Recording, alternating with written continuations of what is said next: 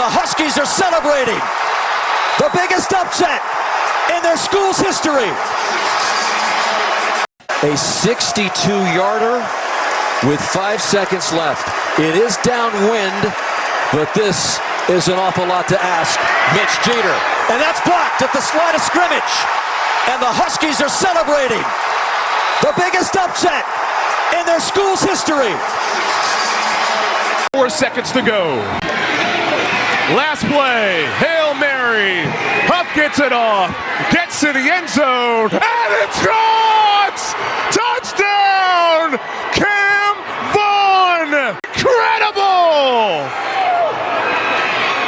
Extra point would give Jacksonville State the win.